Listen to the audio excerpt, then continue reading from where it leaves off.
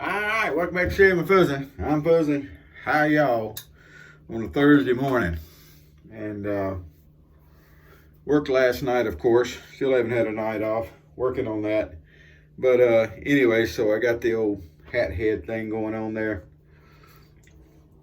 But I wanted to shave. I didn't shave. And I wanted to get a shave in this morning. I've got a few things to go do, so I wanted to get cleaned up. And I realized I talked about an old the other day, but I hadn't used one in a while. This is a Gillette Old, for those that might not know. They're open comb. They were made in the, 19 teens, up into the 1920-somethings, I guess. Some of them you can actually date, I guess, as you go along. The ones that you can't date are just kind of generically in the 20s, I think. I could be wrong about all that. I'll admit it up front. It's two-sided thingies. But anyway, love the shave from an old. They're open comb, as you can see. And it's one of those things, some people will tell you, oh, they're mild as can be. And some people will tell you they're the most aggressive thing you'll ever see. What I can tell you is, whatever you grow, they will shave. It's kind of like the Micromatic. Whatever you grow, they will shave. So they had the old, and then they made the old, what is it, a double ring, single ring? It was silver plated, and it had a similar head and all. They're really good. I'll shave with one of those for too long. I do have one of those also somewhere. What I would like to find is a double ring, but you can't find those things. They're really hard to find. They're really expensive. And now that I said that, somebody will go find one for $10 somewhere. Just the way it happens. Same thing happened with the H2 the other day. I mentioned how hard it was to find an H2, and two people found them instantly. One of them still had the blank blade in it, so it hadn't been used. You're welcome. All right, we'll get the old wipe down done here. Happy day after the 4th of July to everybody. I didn't even see the fireworks last night. I'm not sure how I missed them. I thought I would see them. They do them down on the river. You know, Baton Rouge right here on the river. They do them down on the barge on the river, and I'm not sure why I didn't see them. But I didn't, and I didn't go down there with the crowd and all. But anyway, so we're going to use the Dollar Tree soap again today, the $1.25 cake of soap from Dollar Tree. And then we're going to use this gigantic Maggard's mixed brush, which will do really well, I think. The ding's going to keep going off because that's my work phone. That's just alerts for people not checking in on time or things of that nature. The day shift has the helm now. I'm not part of that game right this second unless something really goes wrong and they give me a call. But they haven't had to do that. So anyway, we're going to load the old Maggard's brush up. Now look, you see there? It does have a few hairs shedding out. So, you know, brushes can shed, and I don't worry too much about it. Old saying y'all have heard a million times from me. Heck, I shed too. I don't think it's a huge deal. And I'll make another one of my little cliche statements y'all heard a million times. If you're worried that your $300 brush sheds a few hairs, maybe you shouldn't be buying a $300 brush. There's a lot better, more affordable alternatives that will last just as long and do just as good a job. So anyway, there's my cheapskate of the day. Enough of that. Let's get on with the shave. So the Dollar Tree soap I have found, we'll continue the Dollar Tree soap review, is a decent soap. There's nothing wrong with this soap. It is on par to me with, a lot of the other soaps. I think it's better than Colonel Conk type soaps. I think it's better than some of the artisan soaps. Is it better than Sterling? I'm not going to say it's better than Sterling. No, I won't go that far with it. Although I will say it does the job as good. Okay, let's go that way with it. So, you're getting plenty of, it lathers up easy. You're getting plenty of slick lather. It doesn't gum the razor all up. It doesn't gum the brush all up. It doesn't break my face out. It feels good on my face. I don't moisturize or anything, but this has got stuff in it. It's supposed to be good for your face.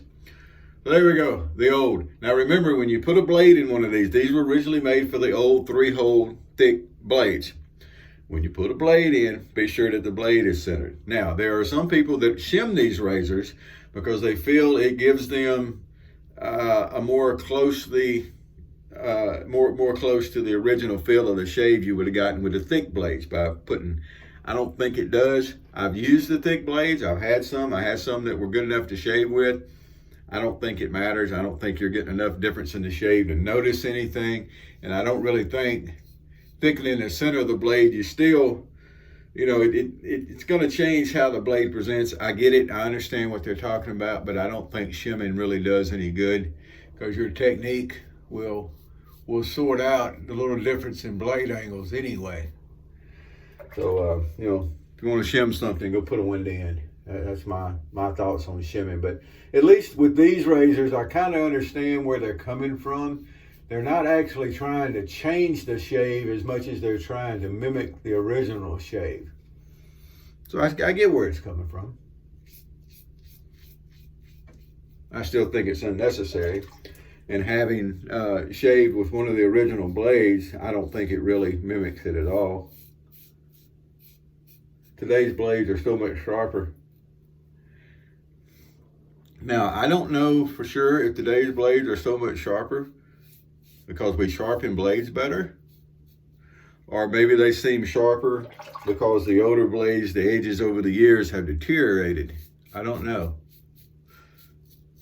Of course, the original 3-hole blades were made to be stropped. They had stroppers, and unlike the now, I've never seen a single edge stropper that I thought really did a very good job. I've tried the Valet Auto Strops. I've got the Ever-Ready Auto Strop thingy, and I haven't seen where I thought they did much.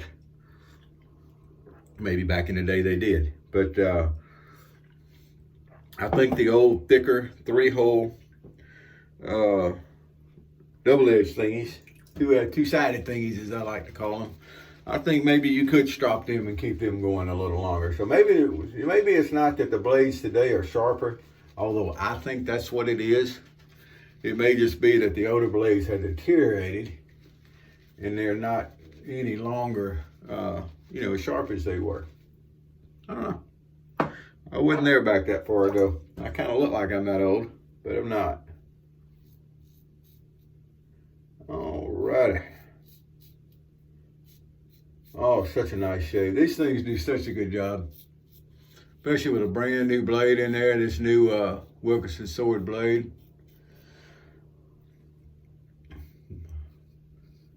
What I should have done, and I didn't think about it, I did still have the razor out, the last two-sided thingy I used, and it still had a Wilkinson in it, just had a couple of shades on it. Should have got that one out. Didn't do it, didn't think about it quick enough. But anyway, I have plenty of blades, and I can buy these Wilkinson swords. I don't have to order them or anything, so that's not as big a deal. All right, I got our across the grain. Now we use the same shave routine, whether it's an ejector, a single edge, double edge, whatever, with the grain, across the grain. Those are lather passes, and then we'll do a touch up with the witch hazel. I did hear someone talking the other day, or read someone talking the other day about they were using the witch hazel cleanup, and it was doing a really good job for them. Nice. Nice. And some people use it, and their thoughts are like my thoughts on other things. It's it's superfluous, and there's really no need in it. And you're just doing that to have something extra to do, and okay, I'll go for that. I've accused other people enough of that I can't say anything about someone accusing me of doing that. I don't think it's true. I think it actually has a function. But, I've said 1,000,000 times, some people just got to be different. And someone accuses me of that, I can't really say anything about it. There you go. Ooh, my battery's kind of run down. I need a day off, folks. I'm telling you. Now, I didn't have to do as much last night as I do sometimes. I mostly got to pick and choose what I did last night. It wasn't all just responding to dumpster fires as it is. Night before last was. Just one long night at responding to one dumpster fire after the other. All righty. Get a little witch hazel on. Now, what does a witch hazel do? I try to explain this fairly often because I realize not everybody watches every video. So if I have any irritation, which I normally don't give myself irritation, but if I do, the witch hazel will help with that. Also, it seems to me that for some reason, I can feel the rough areas better with the witch hazel on than I can without if I've got some rough patches. Now today there's not really any rough patches. It's just the normal going over the stuff I would normally go over, which, as I've said a million times, just ends up as another pass anyway, because we like to shave. That's what we're doing. So with the witch hazel, you get plenty of slick glide.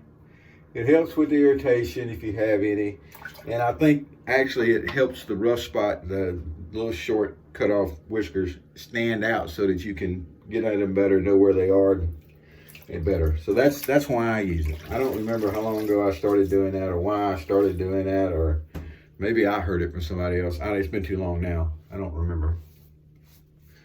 But that's my reasoning behind it. And there's plenty of people that do it, and there's plenty of people that use it and say it's not needed. Some people don't like the excuse me. Some people don't like the smell, but it's not on your skin very long, and it's not like the smell really lingers. If you don't really, you can go buy the more expensive stuff, the Thayer's, which is 100% witch hazel. It has no alcohol in it. Your regular witch hazel preparation has like 14% alcohol in it. The Thayer's is alcohol free, and a lot of theirs is scented. So if if you got the little girly nose and you need the scented stuff, there you go. That's your answer. All right. So today, Day Logic. I'm about out of this, and I can't replace it, but I decided not to really save it. It was just a knockoff on the skin bracer that Rite Aid sold.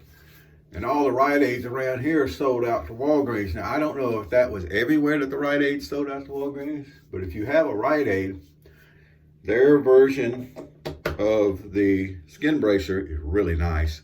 As I recall, they also had a nice version of Aqua Velva.